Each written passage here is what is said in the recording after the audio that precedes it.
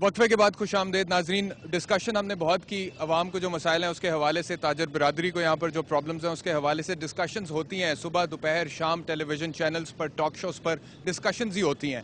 لیکن امپورٹنٹ بات یہ ہے کہ ان ڈسکشنز کا کوئی کنکلوژن بھی نکلنا چاہیے, مسئلے کے حل کی نشاندہی بھی کی جانی چاہیے. یہ بہت اہم بات ہے, اور یہاں پر میں سمجھتا ہوں کہ میڈیا کا کردار بھی بہت اہم ہو جاتا ہے, اور میڈیا پر یہ رسپانسبلٹی آتی ہے, اینکر پرسنز پر رسپانسبلٹی آتی ہے جو پروگرامز کو کنڈکٹ کرتے ہیں, کہ وہ اس ڈسکشن کو لے کر جائیں in a certain direction where the discussion could be concluded. تو اب جو پروگرام کا حصہ بچا ہے اسے میں کنکلوژن کی نظر کرتا ہوں. عوام سے بھی یہی پوچھوں گا اور تاجر برادری سے بھی یہی پوچھوں گا کہ مسائل تو ہیں, اس سے تو کوئی انکار نہیں ہے, لیکن اب ان مسائل کا حل کیا ہے؟ اگر آج پاکستان پیپلز پارٹی کی حکومت یہ اعلان کر دیتی ہے کہ ہم پیٹرولیم اور گیس مصنوعات کی قیمتوں کو واپس اسی جگہ پر لے جاتے ہیں جہاں پر وہ تھیں اس اضافے سے پہلے, تو کیا مسائل حل ہو جائیں گے, یا پھر ہمیں ان دا لانگ رن سچویشن کو دیکھ کر کچھ تجاویز جو ہیں دینی پڑیں گی؟ جی کیا کہیں گے خواجہ صاحب؟ بات یہ ہے, پہلے تو آپ نے کہا کہ حکومت ریٹ واپس لے آتی ہے.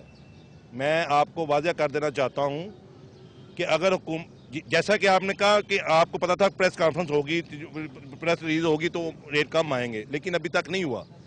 میں واضح کر دینا چاہتا ہوں کہ اگر انہوں نے ریٹ کم نہ کیے تو ہم گورنر اس کا گھراؤ کریں گے.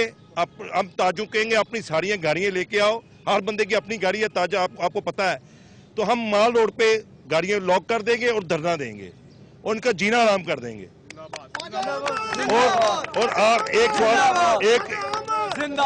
ایک سوال آپ نے یہ کیا کہ اس کا حل کیا ہے. بھائی حل انہوں نے ڈھونڈنا ہے, ہمیں نہیں ڈھونڈنا. یہ تو اس کا یہی ذمہ داری آپ کی نہیں ہے, میں تو صرف آپ سے تجاویز مانگ رہا ہوں کہ آپ کیا سجیسٹ کر. میرا ذاتی خیال یہ ہے کہ ان کو اخراجات کم کرنے چاہیے. جیسے کہ آپ ایک جوان نے کہا کہ میں 5,500 میری تنخواہ ہے منتھلی, ڈیلی کی نہیں منتھلی کی بات کر رہا تھا. وہ اپنے گھر کا گزارا کر رہا ہے نا, مشکل جیسے بھی کر رہا ہے, جیسے بھی 2 ٹائم کھا رہا ہے, 1 ٹائم کھا رہا ہے. اب ان کو چاہیے کہ اس ملک میں اتنی طاقت نہیں ہے کہ آپ کی بدماشی اور عیاشیوں کا خرچہ اٹھا سکے, ان کو کم کریں. اچھا, ایک سوال بڑا اہم یہاں پر اٹھتا ہے اور وہ میں آپ لوگوں سے پوچھنا چاہتا ہوں کہ اگر پیٹرولیم کی قیمتوں میں اضافہ ہو جاتا ہے, ٹھیک ہے, اور حکومت کا جو خزانہ ہے اس میں پیسے جانا شروع ہو جاتے ہیں عوام کی جیب سے نکل کر, تو سارے کا سارا ہم اب ایک بات ہوگی نا, ایک فیشن ہو گیا جی, سیاستدان اپنی جیب میں ڈال لیتے ہیں, حکومت اپنی جیب میں ڈال لیتی ہے. کرپشن کے کوئی ثبوت جو ہے جب تک سامنے نہیں آئیں گے, کم از کم وکیل کی حیثیت سے میں تو نہیں کہہ سکتا کہ میاں نواز شریف یا صدر آصف علی زرداری یا عمران خان یا جاوید ہاشمی یا کوئی اور کرپٹ ہے, ٹھیک ہے. لیکن میں ایک ایڈمنسٹریٹو پوائنٹ یہاں پر اٹھانا چاہتا ہوں, وہ یہ ہے کہ پیسہ اکٹھا کیا جاتا ہے حکومت کے خزانے میں ریاست کو چلانے کے لیے بھی, اور ریاست کو چلانے کے لیے پیسہ ہی چاہیے ہوتا ہے, حکومت کو درکار ہوتا ہے. اور وہ کہاں سے آتا ہے؟ اگر آپ ٹیکس جنریشن کر رہے ہیں, عوام ٹیکس دے رہی ہے. اب ٹیکس نیٹ اگر ٹھیک نہیں ہے پاکستان کا تو غلطی حکومت کی ہے, ذمہ داری حکومت کی ہے, لیکن کسی حد تک رسپانسبل عوام بھی تو ہے نا جو ٹیکس نہیں دیتی ہے. یعنی یہ جو ٹیکس والی بات آپ نے کی ہے نا, یہ گورنمنٹ نے, حکومت نے طریقہ کار ایسے بنائے ہوئے ہیں جو ہم لوگ ان کو رشوت دیتے ہیں.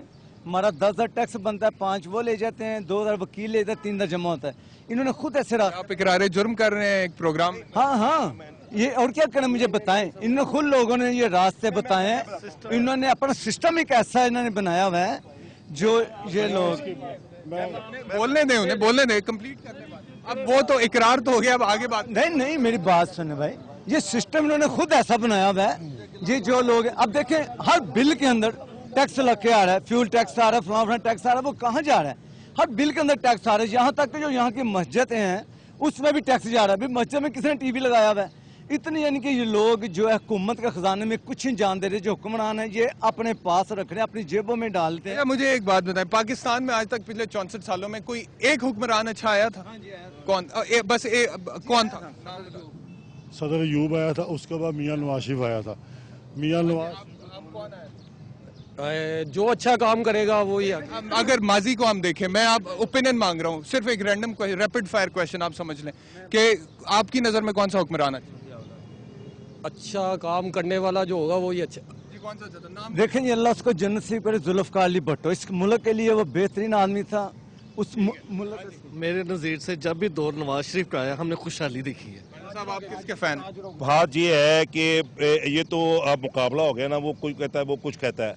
आपने एक सवाल किया था जो आप अभी मियां नवाज शरीफ का नाम लेंगे? नहीं, मैं किसी का नाम नहीं लूँगा, इसलिए कि मैं समझता हूँ कि अगर मुल्क की स्टेज पे है ना, ये एक बंदे की वजह से नहीं है, ये सब जो सियासतदान की वजह से। कोई एक ताजर बरादरी के हवाले से सबसे बेस्ट जो है वो नवाज शरीफ हैं। अच्छा, अब एक सवाल यहाँ पे उठता है, इन्होंने जो जवाब दिया ना नाजरीन, उन्होंने कहा कि ताजर बिरादरी के हवाले से सबसे बेहतरीन जो है वो मियां मोहम्मद नवाज शरीफ साहब का नाम आता है। ठीक है जी, मैं इसको रिफ्यूट करने की कोशिश भी नहीं करता, मैं मान लेता हूँ। लेकिन अब सवाल यहाँ पर यह पैदा होता है कि क्या हम अपनी 1.5 ईंट की मस्जिद से बाहर निकल के कौमी सतह पर सोचते हैं? ताजिर को जहाँ से फायदा होता है वो कहता है ये हुक्मरान या ये हुकूमत अच्छी है, किसान को जहाँ से फायदा होता है वो कहते हैं ये अच्छे हैं, इंडस्ट्रियलिस्ट को जहाँ से फायदा होता है वो कहते हैं ये अच्छे। तो क्या हमने सिर्फ अपने दायरे में रहकर ही सोचना है या हमने इससे बाहर निकलकर कौमी सतह पर, बैनुल अक़वामी सतह पर पाकिस्तान का नाम रोशन करने के हवाले से भी अपना विजन जो है वो बनाना है? इस पर बात करेंगे इस ब्रेक के बाद।